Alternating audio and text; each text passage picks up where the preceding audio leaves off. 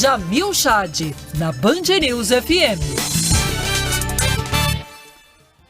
4h29, todas as tardes com a gente aqui, Jamil Chad, direto da Suíça, para falar hoje mais uma vez, Jamil, a respeito da visita do presidente Jair Bolsonaro a Vladimir Putin, presidente da Rússia. E uma frase de Bolsonaro que me chamou a atenção, imagino que tenha chamado a atenção de muita gente, foi: o Brasil está solidário à Rússia. Queria saber de você o que de fato isso quis dizer. E mais, Jamil, para que de fato serviu essa viagem, né? Quais mensagens foram passadas? Boa tarde para você. Fábio, Débora, boa tarde a todos. Antes de mais nada, e antes de entrar nessa pergunta, você colocou aí o áudio do presidente Jair Bolsonaro falando em casamento. Sim. Nas relações internacionais... Ele gosta de usar essa expressão, né, Jamil? Tudo é noivado, é namoro, casamento, é namoro, separação, divórcio. De fato é usado com muita frequência. Mas, Débora, como você colocou, também tem o divórcio, né?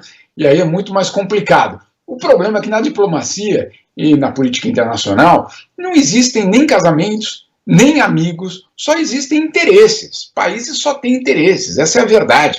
Você pode ter uma relação positiva, mas você tem, acima de tudo, interesses nacionais. Não cabe uma amizade em um certo momento, não cabe casamento, não cabe noivado. Por quê? Porque você tem, obviamente, a possibilidade de mudar do outro lado de governo, e aí, claro, você precisa entender que a relação entre o Brasil e a Rússia não é uma relação entre Putin e Bolsonaro, é uma relação de Estado, uma relação de médio e longo prazo, e, portanto, falar de casamento nem sempre é tão adequado para falar de diplomacia, mas vamos deixar isso para lá. A questão que você colocou, Fábio, absolutamente fundamental.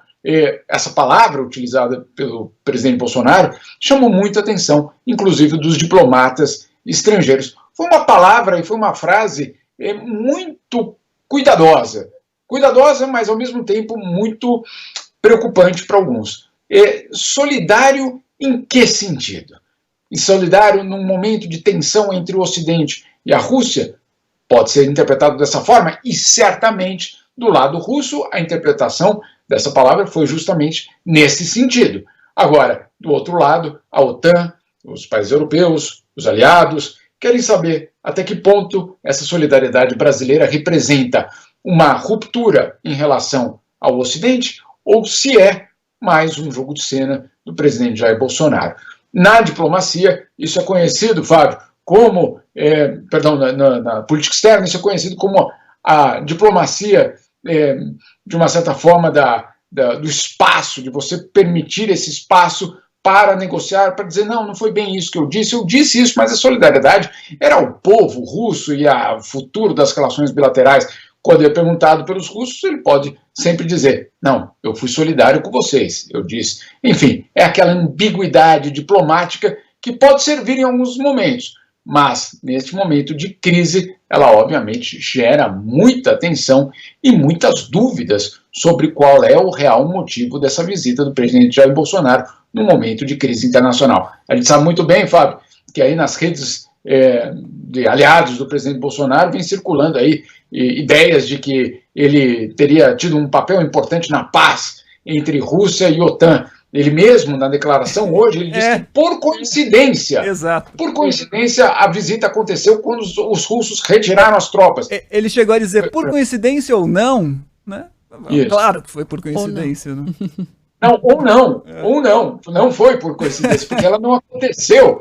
A retirada da segunda OTAN não aconteceu. Né? O que aconteceu foi um discurso do Putin, uma narrativa do governo russo, tentando tirar, vamos dizer assim, a pressão e movimentando tropas aonde? Na Crimeia, onde não é a questão central dessa concentração de tropas. Então, nem mesmo essa paz aconteceu, nem mesmo essa desescalada aconteceu. Então, é um pouco, eu diria que é prematuro achar que o Brasil teve esse papel todo na paz mundial. Mas, enfim, sua segunda pergunta sobre o que representou. Bom, diplomacia é repleta de símbolos, de mensagens, e nessa viagem foi, antes de mais nada, uma mensagem muito clara que Bolsonaro manda aos aliados no Ocidente, dizendo, olha, se vocês não querem me receber, eu tenho meus amigos e meus amigos continuam me recebendo.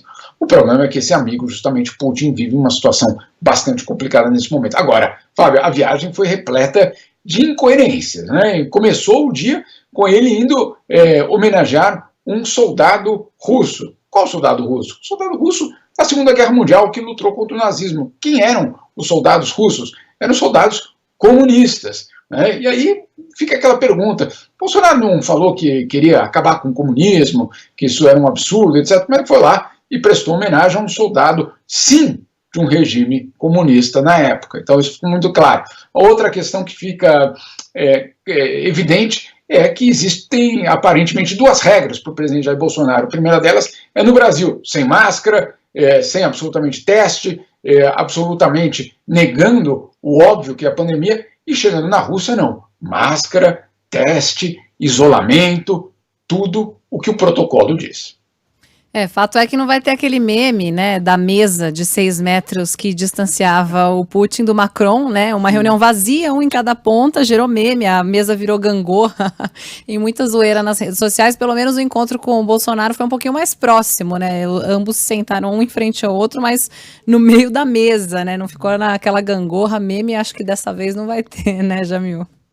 Não, porque de fato, e o que aconteceu foi que o presidente Jair Bolsonaro cumpriu todos os protocolos de controle da pandemia. Então ele chama os governadores estaduais aí no Brasil de ditadores por conta das restrições, mas ele cumpre o que um outro presidente de outro país exige que ele cumpra. Então, de fato, é uma incoerência, no mínimo uma incoerência. Anda de máscara. A gente viu as imagens no Brasil aí nos últimos meses, como ele tirou a máscara de uma criança em um certo momento. Lá, na Rússia, era ele que estava de máscara, porque era uma exigência, claro, de Vladimir Putin do governo russo. Então, obviamente, você tem várias, eu diria, incoerências. Agora, por que Macron e Olaf Scholz sentaram longe de Putin e Bolsonaro não?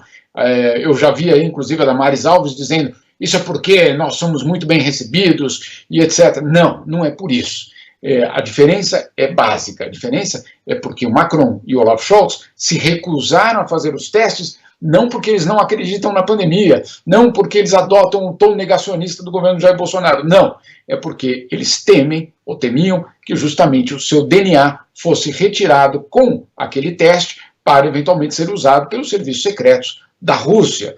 Por isso que Macron e Olaf Scholz não fizeram o teste. Não só isso, Débora, também fica muito evidente que ao não fazer o teste, ao sentar longe de Putin, o que os europeus queriam dizer é, olha, o nível de desconfiança em relação a vocês aqui no Kremlin é extremamente elevado. Era essa a mensagem. Bolsonaro não cumpriu todas as regras, fez todos os testes, entregou o seu DNA para a KGB e pôde sentar perto do Putin.